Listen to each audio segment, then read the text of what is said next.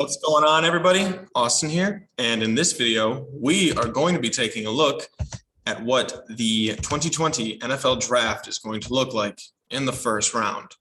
So this is just going to be what I would do if I was the general manager for each team.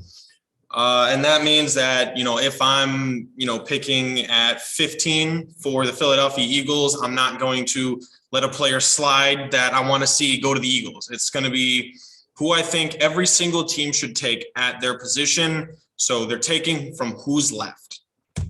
So we're starting with the Jacksonville Jaguars, obviously, and they've got pick 1-1. And I have them taking Evan Neal, the offensive tackle from Alabama. Now, all the signs point to them taking Aiden Hutchinson, but I don't like that move. And the reasoning is simple. It's because if you've got a rookie quarterback or a second-year quarterback or a young quarterback, you've got to do everything that you can to make sure that this guy is set up for success. And as much as, the Cam Robinson re-signing, franchise tag, whatever it is, as much as bringing him in back is going to, supposedly help, and as much as bringing in, I think it was Brandon Sheriff, is going to, quote unquote, help, you really need an ace in the hole. And that guy has to be, Evan Neal, the best offensive tackle, came from the best school with the biggest guys against the best competition, and he showed out the most. So where does that leave the Detroit Lions? Ideally, if I'm the Lions, I would want to trade back because you have so many holes, and I don't think that there's anybody that stands out above the rest.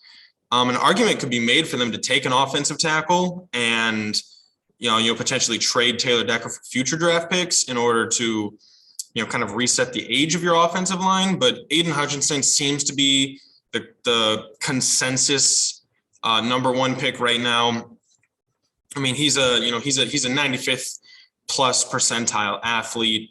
He had the year of productivity. I get a little nervous about guys who only have the 1 year of productivity. But I mean, he had it. He's got the high motor. He loves football. All the reports are saying he interviews well and he's got the right answers to the questions. So, for Detroit to come in and swoop up the local kid, that would be a great pickup. I just hope that those don't bring too much expectations because he's the hometown hero. For the Houston Texans, I have them taking Ikem Ekwonu, the offensive tackle from North Carolina State. Again, this goes back to the same point that I made for Evan Neal from Alabama going to the Jacksonville Jaguars. Ikem is an incredible athlete. He's a massive, massive dude. He played incredibly well. In future videos, I will go over some breakdowns. And, we'll see different versions of what this first round is going to look like.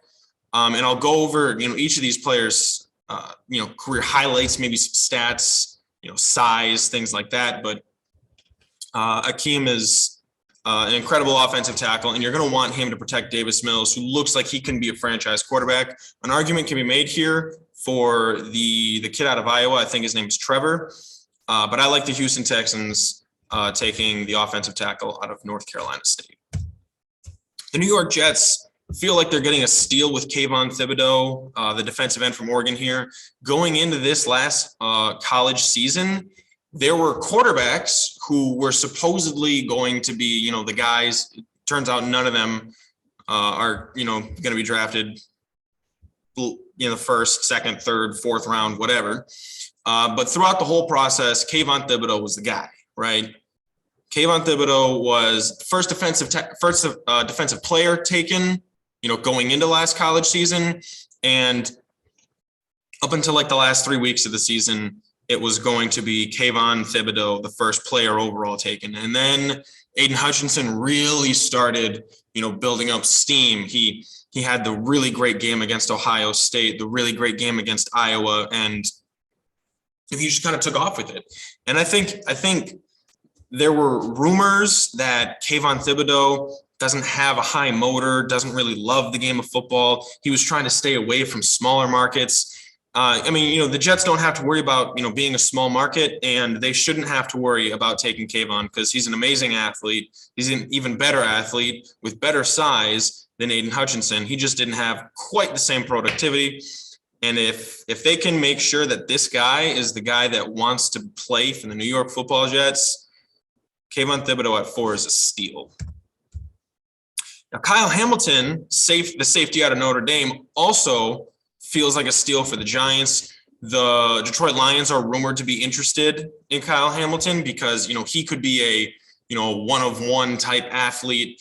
The comp that I keep hearing for Kyle Hamilton is Ed Reed, which is amazingly high praise. But then he ran a slow 40 at the combine, which now people get scared. It is what it is. I mean, you watch the game speed, you watch the tape, you see if he can play football. I think the Detroit Lions might have gotten scared out of drafting him a little too much. And so he's going to fall to the Giants at 5, which isn't low at all. And plus, I mean, the Giants need as much help as they can on both sides of the football, pretty much except for the wide receiver room.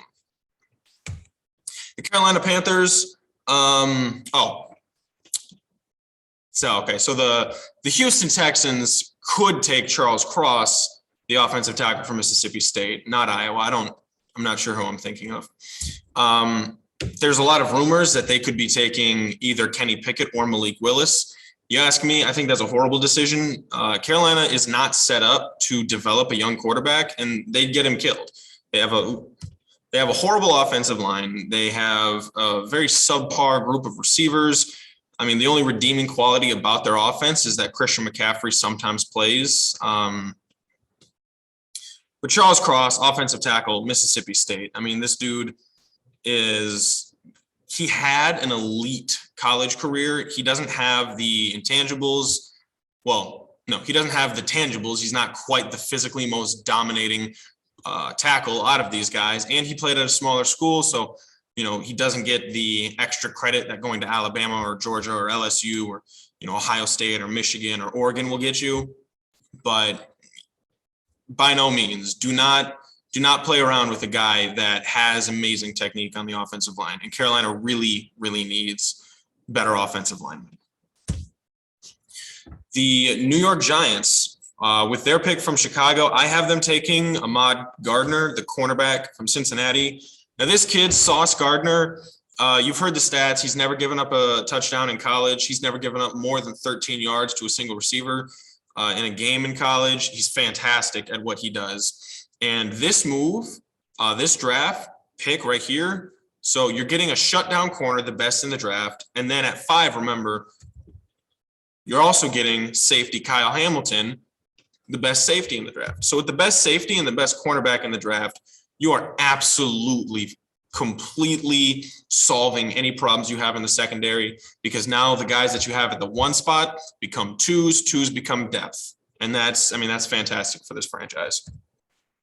Atlanta Falcons, I have them taking the first quarterback of the draft with Malik Willis, the quarterback from Liberty.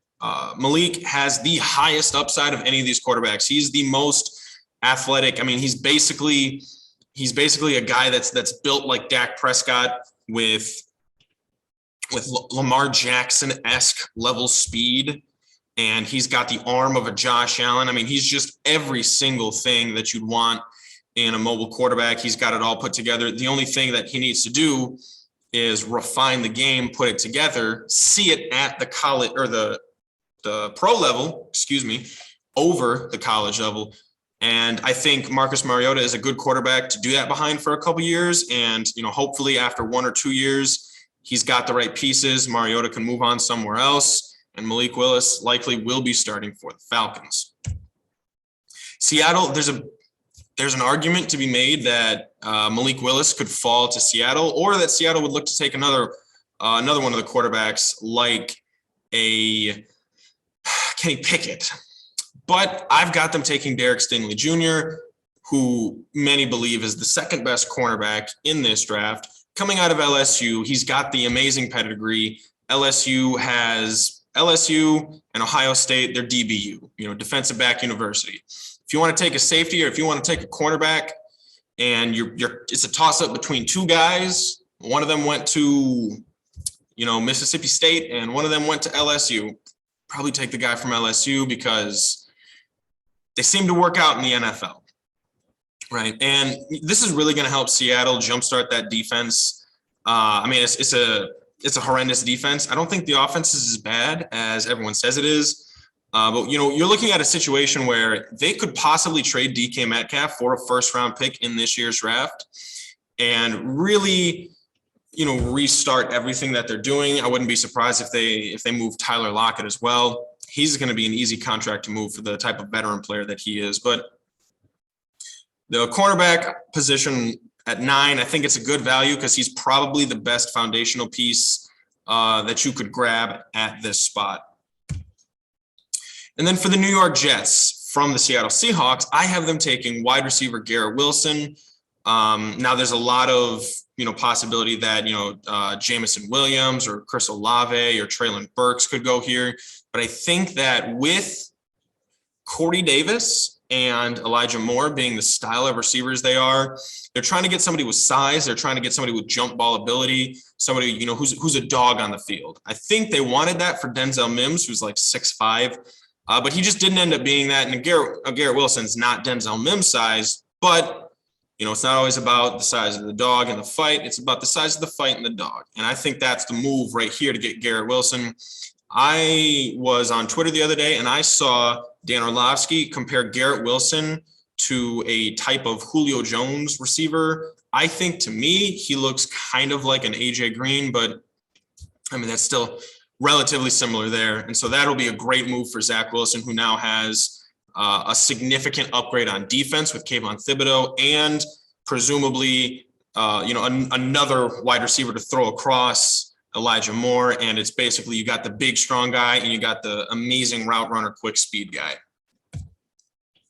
The Washington Commanders, I have them taking cornerback Trent McDuffie. A lot of people have McDuffie over Derek Stingley out of LSU, but like I was saying, I just don't think that you can take a similarly ranked guy over an LSU or an Ohio State defensive back.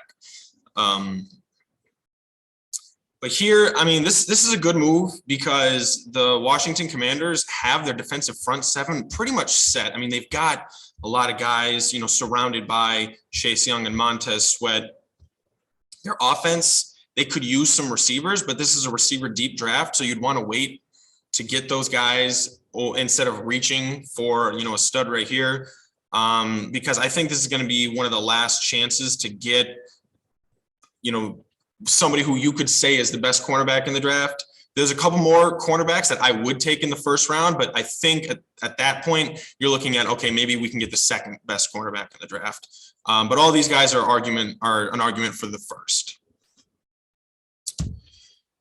I have the Minnesota Vikings at the 12 pick taking Trayvon Walker, the defensive end out of Georgia. Now, Georgia's going to have a lot of players on their defensive front 7 taken this year. None of them had an incredibly outstanding season. I believe Trayvon Walker had the best.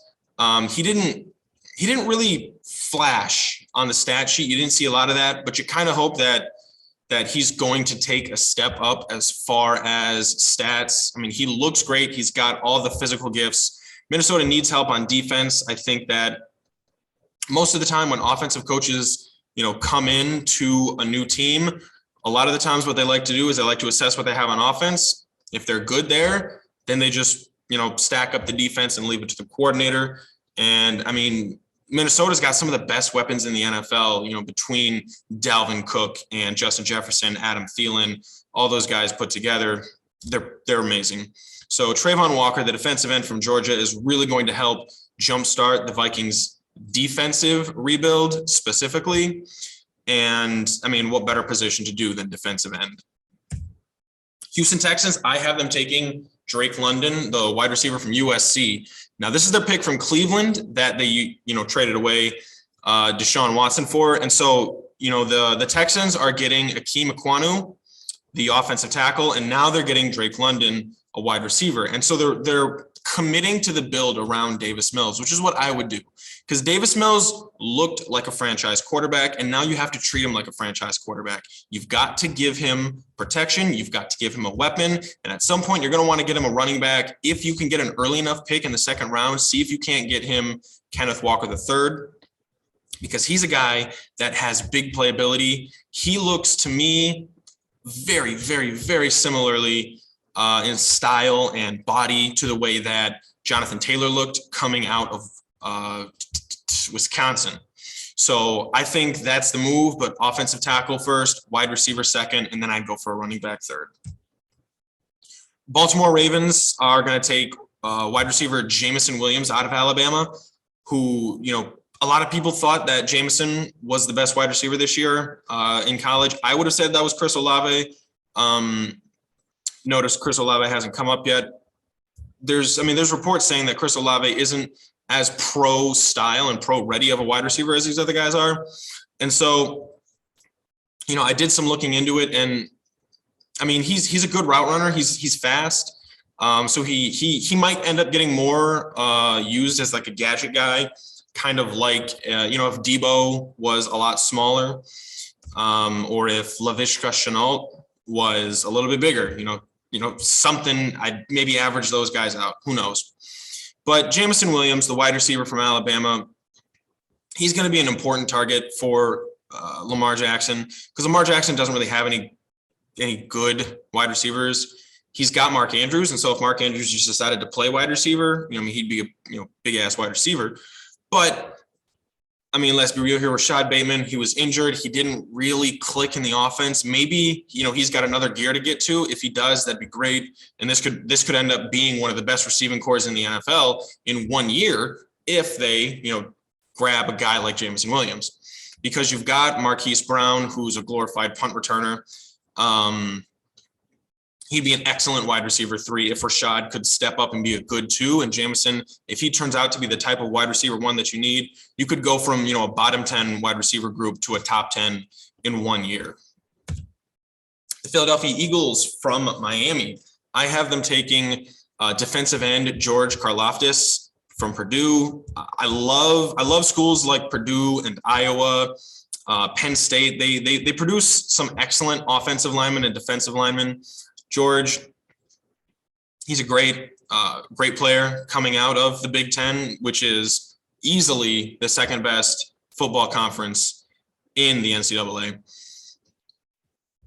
This right here, this is Philadelphia's first out of 3 draft picks, and I have them addressing the defensive end position because they don't have too many holes.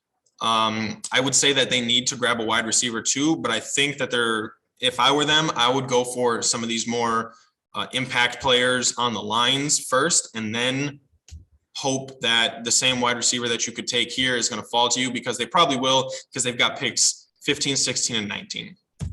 So next up here, I have them taking offensive tackle Bernard Raymond from Central Michigan. Again, you've got a quarterback who could use protection. He's a mobile guy. You don't want him getting hit. So anything that you can do to give Jalen Hurts more time in the pocket is going to be gold.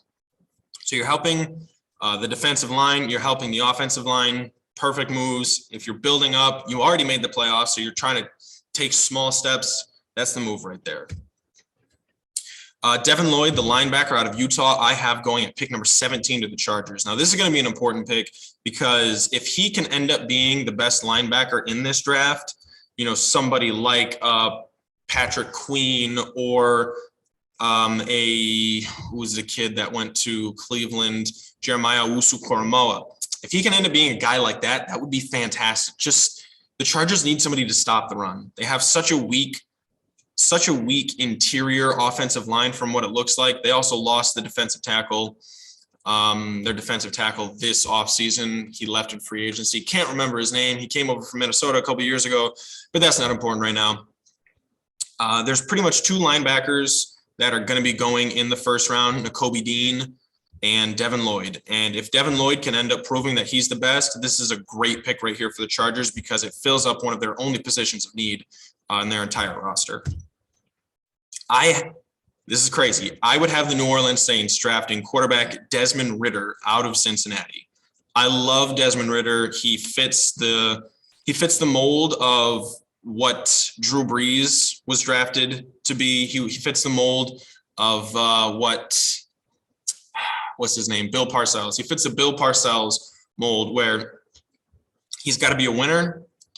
He has to win at least 30 games in college.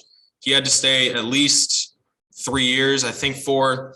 He's got to have a 2-to-1 touchdown to interception ratio.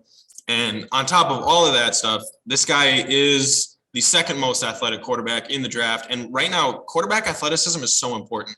People that think that quarterbacks should be sitting back, standing in the pocket, they're not smart people, because that's not what the NFL is doing right now. All the best quarterbacks in the NFL are incredibly mobile.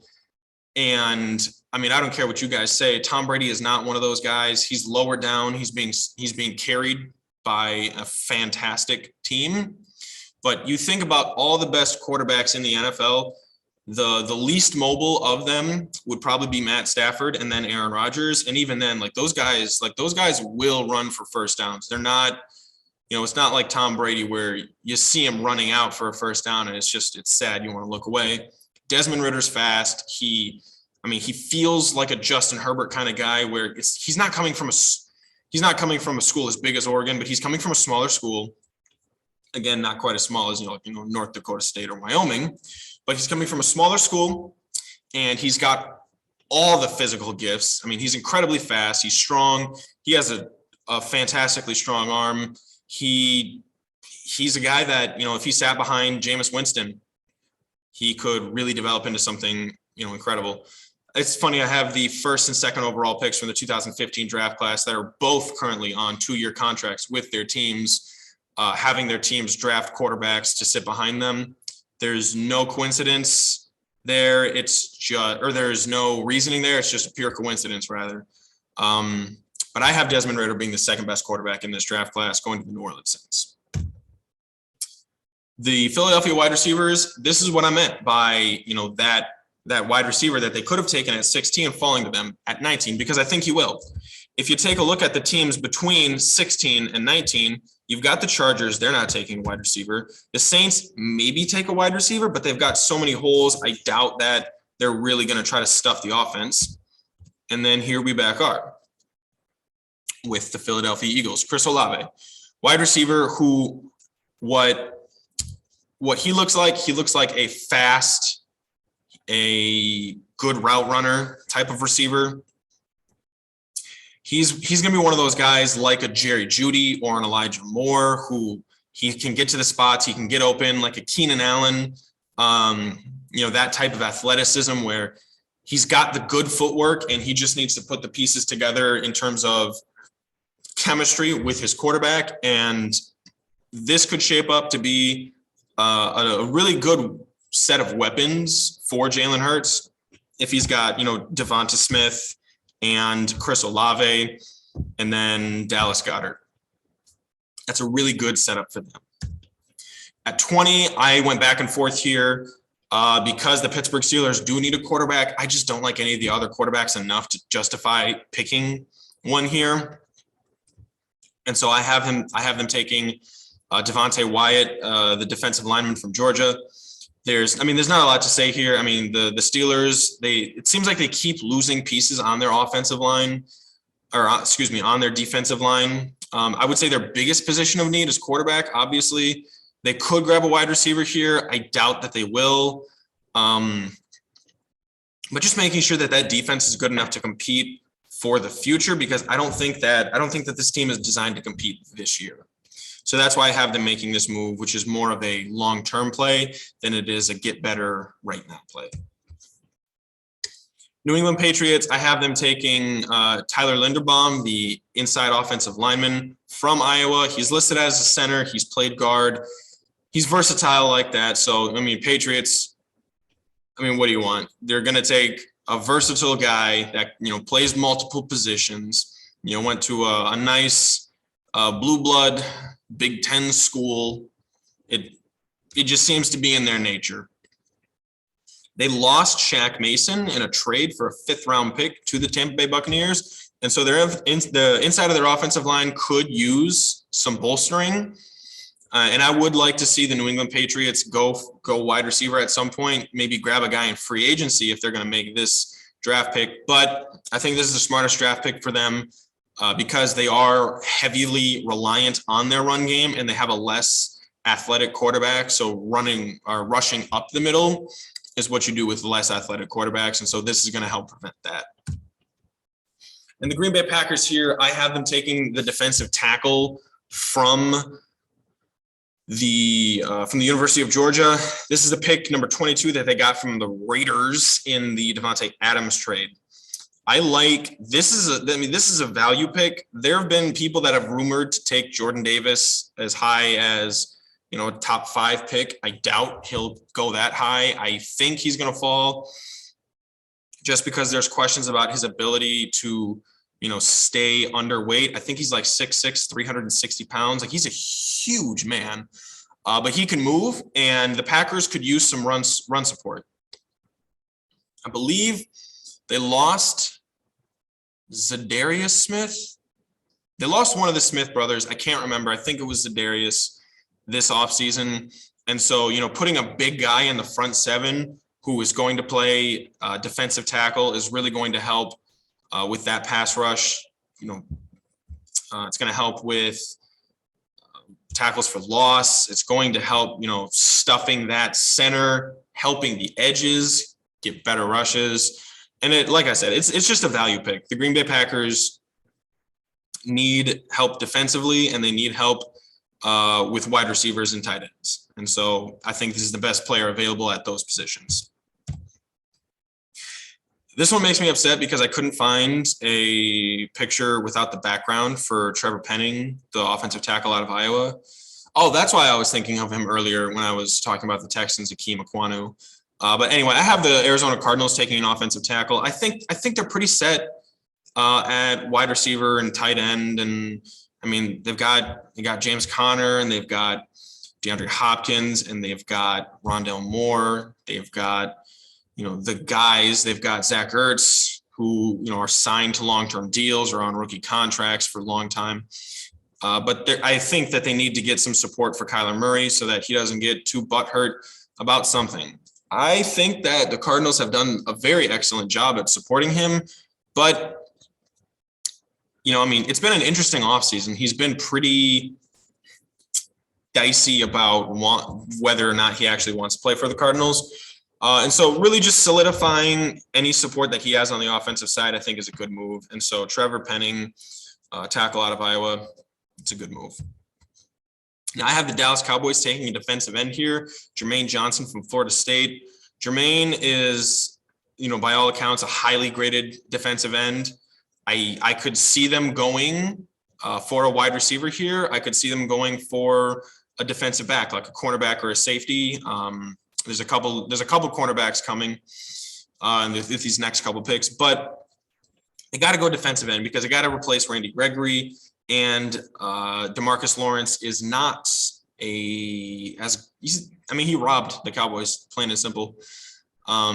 And you got to get a pass rush in the NFL, especially if you're going up against teams that have offensive lines like the Eagles and the Commanders 2 times a year. I have the Bills taking inside offensive lineman Zion Johnson from Boston College. Likely he'd end up playing guard. But the Bills need help in the running game. And with the guys that they have, I can't even remember their names. They're just a couple of, I'm not going to say bums, but it's really one of the weakest running back rooms in the NFL. And they need help in the running game. I don't think that there's a running back in the draft that you'd want to take in the first round. And so the best move is to, grab some guards to help that play out. Plus, you've got a $500 million quarterback. You've got to help him out. You've got to protect him. I have the Tennessee Titans taking linebacker Nakobe Dean. Now, I had mentioned Nakobe earlier. I think he could easily end up being the best linebacker in this draft. He's fast. He's athletic. He played for, the big blue blood school. He had great games against great opponents.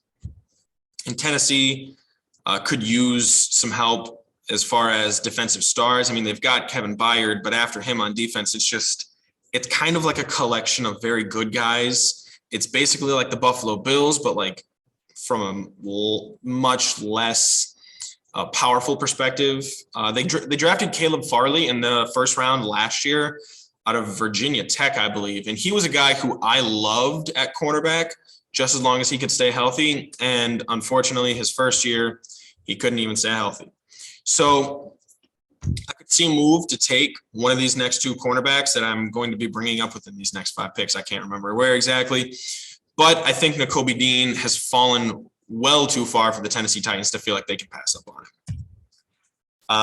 For the Tampa Bay Buccaneers, taking a cornerback is going to be vitally important. They had pretty much no secondary last year.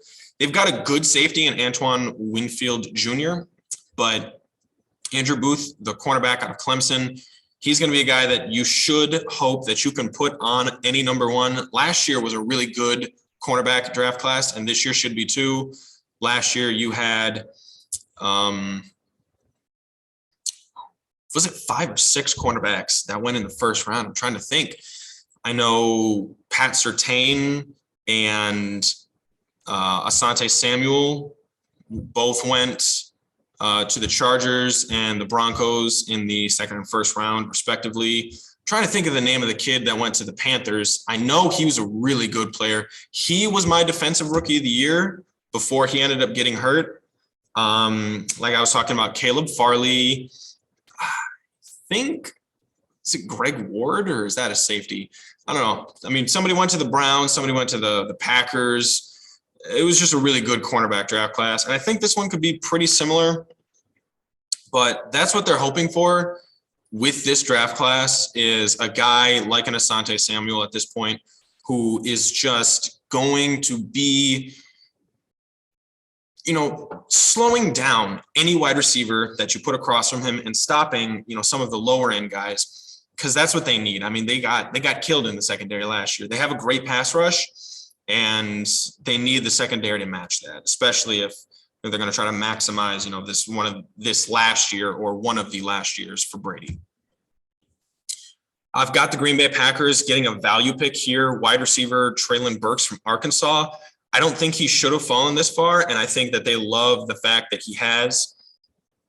He is somebody that could go top 10, top 15, maybe, but you traded away Devontae Adams and you didn't draft a wide receiver with that pick. You didn't get a wide receiver back, but a good wide receiver falls to you at your spot. He would immediately become the best wide receiver on the team unless he's just absolutely awful, which, I mean, I hope he's not, because Aaron Rodgers deserves something. If I'm the Packers, I don't know, Aaron Rodgers kind of held you hostage with that massive contract, and so you're going to need young players. You might have to start pairing away, but right here, Treylon Burks, good pick for the Packers to try to run it back one more time with Aaron Rodgers. Now, this is the Kansas City Chiefs pick from San Francisco through Miami, and I have them taking David Ojabo, the defensive end from Michigan. I don't know how many of you guys know. David Ojabo ended up, I believe, he either tore his ACL or he tore his Achilles. I can't remember. I know he got hurt very seriously at his pro day. And the reason that I have the Chiefs taking this pick, it's going to sound crazy, but I think that they understand that they don't need to go all in this year.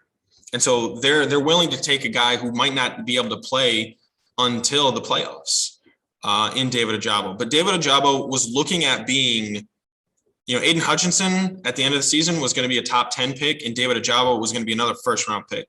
That defensive pass rush, that edge rush from Michigan last year was fantastic. And that was large in part due to David Ajabo's play. So getting him at 29 might be a little bit of a reach, considering what he could do for you this year, but considering what he can do for your franchise long-term and in the playoffs next year, it's a good pick. David Ojabo, excellent defensive end.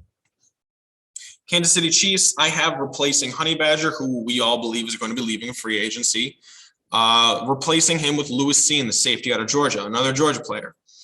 Now, Lewis Cine is a guy who a lot of people think might be the best safety in the draft. A lot of people might think he could be better than Kyle Hamilton. That has yet to be seen, but you're getting a great pass rush and you're getting a great safety, back-to-back picks. You could really, really just reset your defense. Like next year, you could end up having, 2 top 10 players under 25 at their position right here, which I know that sounds like an ESPN stat, but nonetheless, you've got a good young safety, you've got a good young defensive end. You're resetting that defense because you've got Andy Reid, Patrick Mahomes, and Travis Kelce on the other side. At 31, I have Cincinnati taking Jalen Petrie, the cornerback from Baylor. Now, the reason that I have them making this pick is because they've solidly filled up their offensive line, especially the interior offensive line, all offseason with signings. And so I think they can afford to go defense here. They had a good defense last year. A lot of people were beef against Eli Apple. I mean, people, calling him a bum, trash, whatever. I mean, what are you going to do? What are you going to do when you're going up against Tyreek Hill, AJ Brown, Cooper Kupp? I mean, these are all top 12 wide receivers, and he had to pretty much solo all of them. But this move should help. The Jalen cornerback out of Baylor is, I believe he's going to be my last cornerback picked. I don't think I have Detroit taking one. But that's going to be a move to have him play opposite Eli Apple all season. And then because Eli's only on a 1-year deal, he signed a 1-year deal with Cincinnati to stay. I think Jalen takes over that starting spot after next season. And then I did have Detroit taking a quarterback. I didn't remember. This is the Detroit Lions pick from the LA Rams. For those of you who were confused that Detroit did not win the Super Bowl. Kaiir Elam, the cornerback from Florida. This is basically one of those situations where they drafted a cornerback top 3 a couple years ago. I believe it was the 2020 draft. Yeah, it was 2020. They took, can't even think of his name, out of Ohio State. And I mean, he's been injured. He played in the Patricia system, which was terrible. Kaiir Elam should be cornerback 2 going into the season, unless he's just unequivocally better than the guy who the Lions have right now. It's really upsetting me that I can't think of his name. But nonetheless, cornerback is a big position of need for the Lions. Let's be really clear. They have a lot of positions of need, and they're filling them with Aiden Hutchinson and Kaiir Elam.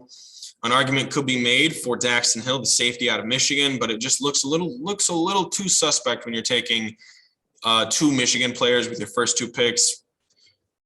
Maybe I wouldn't say the same thing if they were Georgia or Alabama, just because it's not an in-state thing. But nonetheless, cornerback is the move for the Lions as they look to revamp their defense that I don't think it's had a top 10 finish since 2014. All right, so that was the first round, and that's what I imagine it's going to look like. I will be doing one every single week. And, we're going to get a little bit more into detail about some of each of these players, some more stats, some physical attributes, some schematic fits even. And then getting closer to the draft, I might highlight a couple teams that I think have really interesting drafts and do a full 7 rounds and what they're going to look like. Teams like the Texans, who have, excellent draft picks, the Lions, the Jets, the Eagles, the Giants, the Chiefs, the Packers, all teams that have excellent draft position, draft capital, high draft picks, many draft picks, and look like they could either really kickstart a rebuild or push themselves over the edge into title contention. But for now, be sure to stay up to date on all of our future content. I'm Austin Grignon, and this is The Extra Point.